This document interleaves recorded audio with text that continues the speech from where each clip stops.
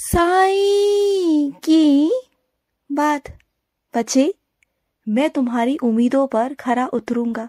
तुमने जो भी अपने बाबा से उम्मीदें लगाई है ना, जो भी तुम चाहते हो ना, वो सब तुम्हें मिल जाएगा। तुम्हारी जो अपेक्षा है ना मुझसे, जो भी अपेक्षा है ना, वो सब तुम्हारा पूरा करूंगा मेरे बच्चे, सब पूरा करूंगा। तुम जैसा चाहते हो ना वैसा ही होगा। बस थोड़ा सा वक्त दो अपने बाबा को कि मैं हर चीज को सही कर सकूं। जो भी तुम्हारी जिंदगी में उथल पुथल थी ना, उन सबको सही कर सकूं। और तुम तो जानते हो ना कि हर एक चीज को सही करने का एक सही समय होता है। और तुम ना जो मुझसे उम्मीद रख रहे हो ना कि बाबा मुझे आपसे फूल चाहिए, मुझे आपकी शॉल चाहिए, तो वो सब दूंगा, वो सब मिलेगा तुम्हें। तुम चिंता क्यों करते हो? तुम्हें ना जब तुम शिरडी आओगे ना, तो तुम्हें मैं नीम की पत्ती दूंगा, तुम्हें फूल दूंगा, तुम्हें मेरा आशीर्वाद दूंगा। और क्या चाहिए तुम्हें, मैं सब दूंगा ना तुम्हें। और सुनो, तुम अपने स्वास्थ्य का बिल्कुल भी ध्यान नहीं रख रहे हो, बिल्कुल नहीं रख रहे, जो कि बहुत गलत है मेरे बच्चे। तुम्हें अपना स्वास्थ्य का ध्यान रखना होगा। तुम जो अपने आप को नहीं ध्यान दे रहे हो ना, लापरवाही कर रहे हो ना, ये बहुत गलत है। तुम जानते हो कि तुम अपने साथ गलत कर रहे हो, लेकिन उसके बावजूद भी तुम करते हो ऐसा, रोज करते हो। हर रोज सोचते हो कि कल से तुम ऐसा नहीं करोगे, कल से तुम अपने दिनचर्या में बदलाव लाओगे, अपने खाने पीने में बदलाव लाओगे, परहेज करोगे कुछ चीजों से। लेकिन नहीं, उसके बावजूद भी ना तुम, जब वो दिन आता है ना, तुम वैसे के वैसे हो जाते हो। तो ऐसा मत किया करो।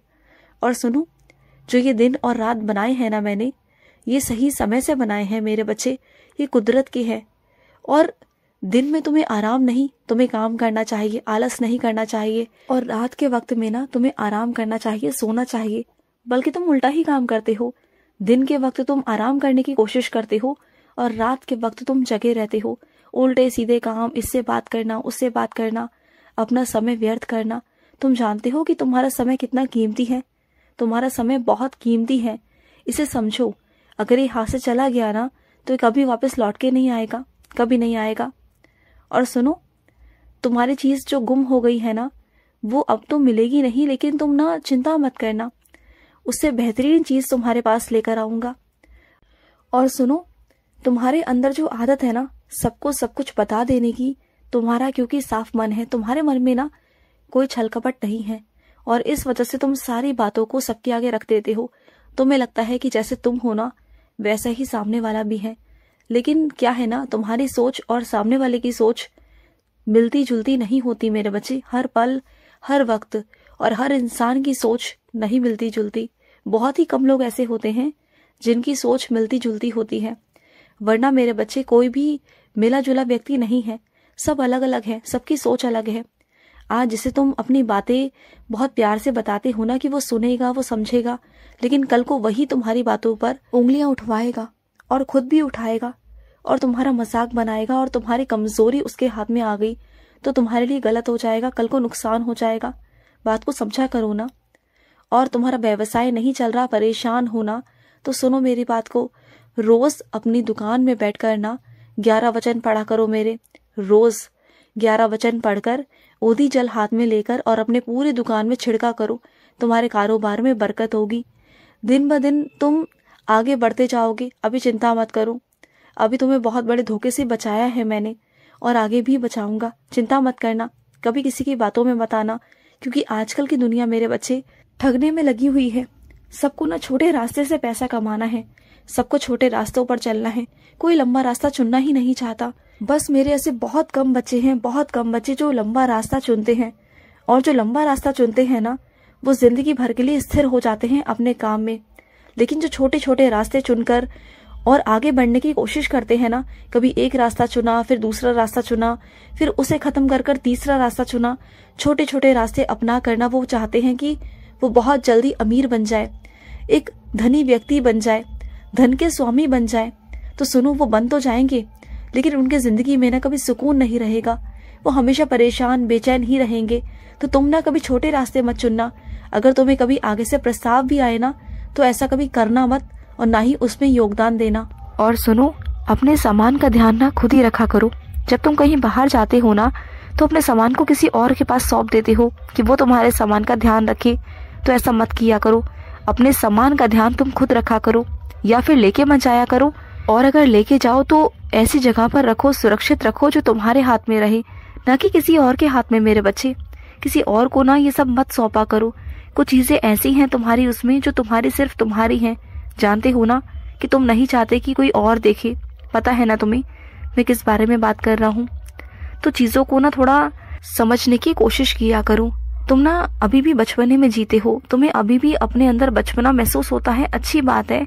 लेकिन बचपना होने के साथ साथ समझदारी भी होना बहुत जरूरी है, क्योंकि अब तुम बड़े हो चुके हो और तुम्हें थोड़ी सी समझदारी दिखानी बहुत जरूरी है।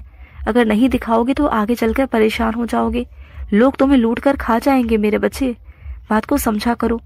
लोग तुम्हारा फायदा उठाने की कोशिश करेंगे और उठाया भी है लोगों ने। जानते हो ना कितने सारे लोगों ने तुम्हारा फायदा उठाया और हर बार तुम परेशान ही हुए हो। तो इस बार ऐसा मत करना। और तुम्हारा मन है ना कि तुम साप्ताहिक पारायण करना शुरू करो तो करो ना मेरे बच्चे। तुम्हारा अगर मन है तो करो ना, किसने मना किया। तुम ना एक काम करना, साप्ताहिक पारायण करने के लिए ना तुम बुधवार वाले दिन रात को मेरे चरणों में साईं सा चरित्र रख देना पूजा कर कर, और उसके बाद अगले दिन से साप्ताहिक पारायण शुरू करना।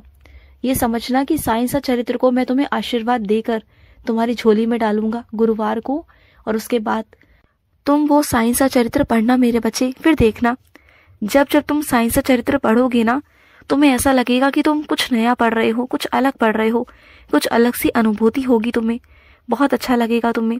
और ना जो तुम इच्छा के साथ, जिस संकल्प के साथ में करोगे ना, वो संकल्प तुम्हारा, वो इच्छा तुम्हारी पूरी भी होगी।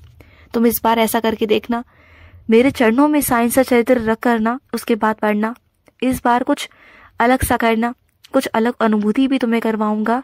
और ना तुम्हें कुछ दूंगा भी मैं कोई चीज नहीं दूंगा, कोई सामान नहीं दूंगा, लेकिन कुछ ऐसा दूंगा ना जिसे पा कर ना तुम सुखी महसूस करोगे, जिसके अनुभव से तुम्हें बहुत सुख प्राप्त होगा, तुम्हें बहुत शांति मिलेगी, तुम्हें सुकून मिलेगा।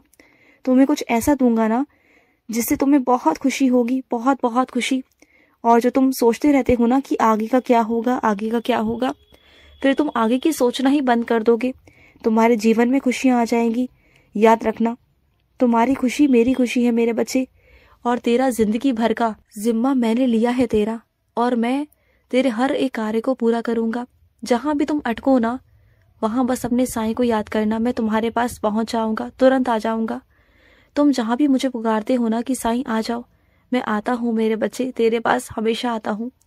और सुन, तेरे दवाइयों का खर्चा बहुत है ना, दवाइयाँ का खर्चा उठाया नहीं जा रहा ना, बहुत सारी दवाइयाँ आती है ना तुम्हारी हर महीने, और तुम्हारे पास इतना पैसा नहीं होता कि तुम हर महीने दवाइयों पर खर्चा कर सको, हर महीने तुम दवाइयों पर लुटा सको।